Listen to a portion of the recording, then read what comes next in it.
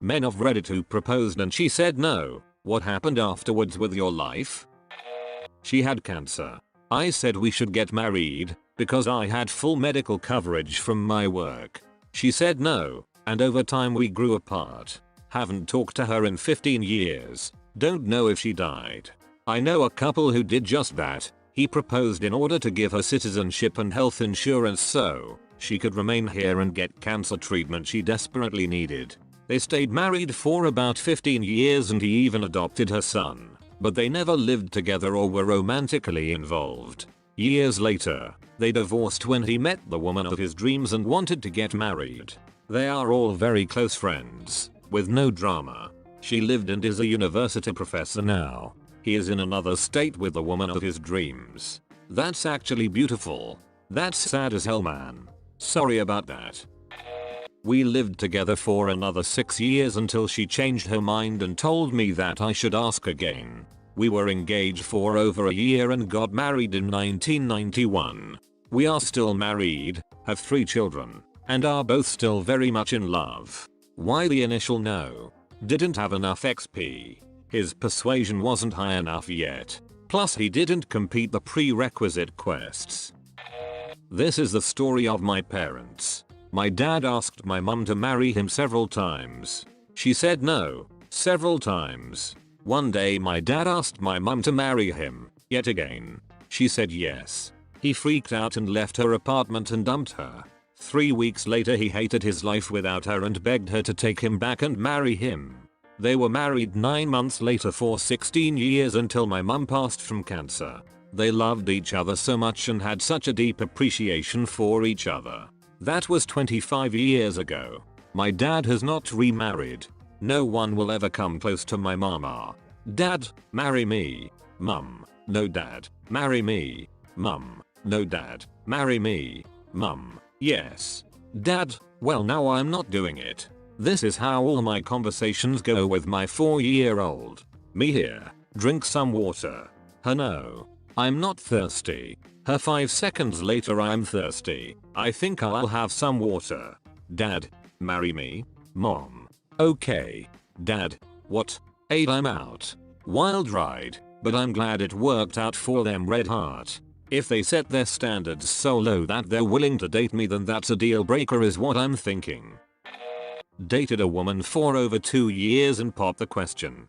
First time she said I don't know. A couple months later I asked her again. She said maybe. I was pretty bent out of shape.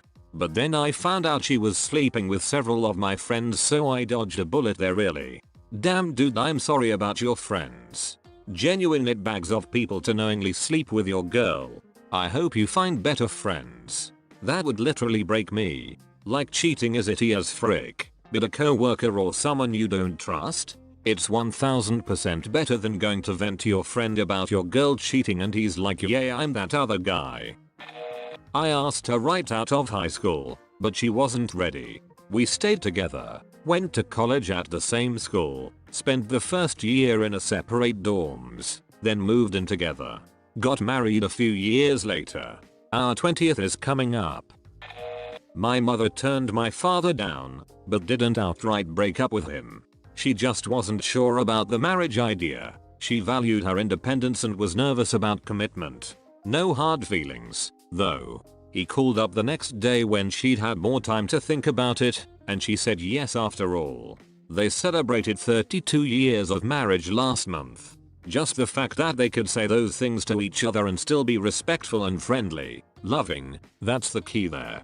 My parents are almost sickeningly respectful and loving. When she gave birth, one of the nurses remarked she'd never seen a laboring mother ask her husband how he was feeling until then. You're the first patient I've had who didn't cuss him out. Your mother. Hey, how are you feeling? Do you need some ice chips or something? I totally understand if you're feeling stressed out. I mean, this is some crazy stuff. Just let me know. Your father. There is a human head shoving itself out of your body right now. But yeah, I'm fine. Should we get pizza after this? She said yes, as I had a special occasion planned. One of those observation wheels, and I proposed at the very top, and we were an hour away to a family event and I had a ring made and everything. Then a few days later she said no.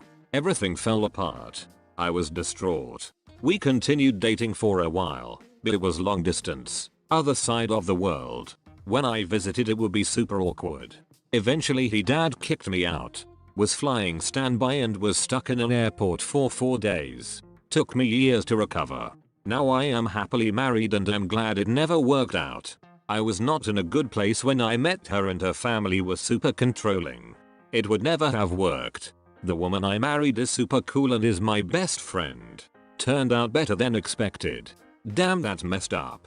With them living on the other side of the world, you could say the relationship was upside down. This is why I've never understood the whole big showy surprise proposal thing. Unless you've already had the conversation and you're both on board and it's just making it official. A big public proposal can put way too much pressure on the recipient. She said yes on the second proposal and now we're divorced. After reading all these stories, I laughed when I read this. Not at your misfortune, but at how succinct it was. My therapist had a similar reaction on our first meeting. He laughed at the end and said most people don't describe their childhood as catastrophic and live up to it. I had an interview with an hour guy. He asked why I left my last job. I went into detail about getting fired because a manager under me had sexually assaulted a couple of employees. I didn't find out until after that manager was fired for something else. I reported it and thus became a liability as the person who was in charge while it happened. I was let go. The HR guy was stunned and told me he was speechless. Perhaps not a conventional answer, but I got hired. They value honesty and I have that in spades.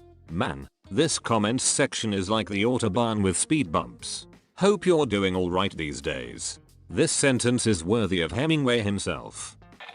She had said she wasn't really a fan of marriage, so I thought proposing non-marriage might be well received, and I wanted us to be together for the rest of our lives. So I asked her not to marry me. She said no. We have been married for 10 years. Pulled the Ole reverse card on her. I'm gonna say N. I activate my trap card. No reverso. Oh, I like this a lot. I was the person who said no. We had only known each other for 3 months and he was smitten. I was more cautious. I said no, I like you, but it's way too soon. He asked when would be enough time. I said maybe a year. He proposed again at midnight, 1 year after we first met. I said yes and we have been together 8 years now. I was expecting this to go down in flames, but ended up making me smile. Thanks a lot. Adorable story. It was really bad for a while. Then it was really bad. Then it became really bad. Then it became bad. Then it was just blah. Then it was neutral. Then things started to get better.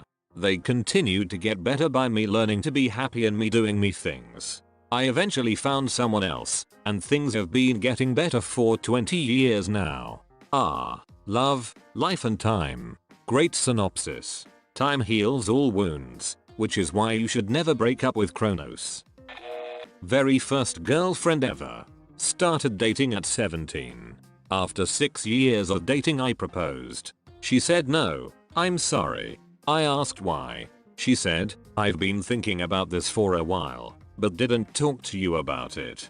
I found someone else. Then she broke up with me right then and there. I asked if she cheated and she said no. We're just friends right now. But he makes me happy when I'm with him and you just don't. You used to, but not anymore. I tried sabotaging their relationship when I found him begging her for nudes. Tattled at her ultra-Christian parents that he was twice her age, which he is, and did everything I could to be the insane one. Finally realized what I was doing, apologized, promised to never talk to her or her family ever again.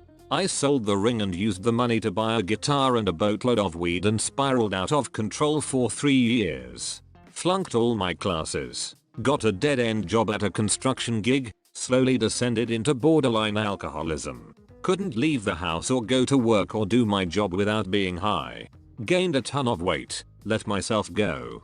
Finally contemplated suicide. Planned it out with a 20-page instruction manual on how to make it painless, not screw it up, and not hurt anyone in the process. Never went through with it. because I kept getting scared and spending my suicide fund on weed and alcohol. Finally broke down and told my parents all of this. Asked for help. Spent another year in a rehab program with a therapist. Got out and have been clean for 3 years by this September and still wake up at 3 AM feeling sick every couple of months for the way I treated her after having spent 6 years telling her that I loved her. But that's all over now, and all I can do is learn from it, promise to be better, and keep going. So now I'm turning 29 in a week, still living at home with parents, and constantly battling self-loathing and anxiety while working a job for $9.25 an hour. But I pay my parents $300 a month to stay with them, and I'm going back to school, taking the minimum number of credit hours per semester since I'm paying for it out of pocket, and I work full-time and overtime when I can get it, but slowly dragged my GPA from a 1.28 to a 2.64 and can start getting help next semester, instead of paying for all of it out of pocket now. I also lost a ton of weight during the pandemic and weigh just 189 now. In rehab I dropped to 220, but I was closer to 245-250 before that. Safe to say I won't be worth dating for a long time, but maybe when I get my degree under my belt and finish growing and learning I can get a self-sustaining job, I can move out and truly start over. You've already come a long way and you should be very proud of what you have accomplished so far.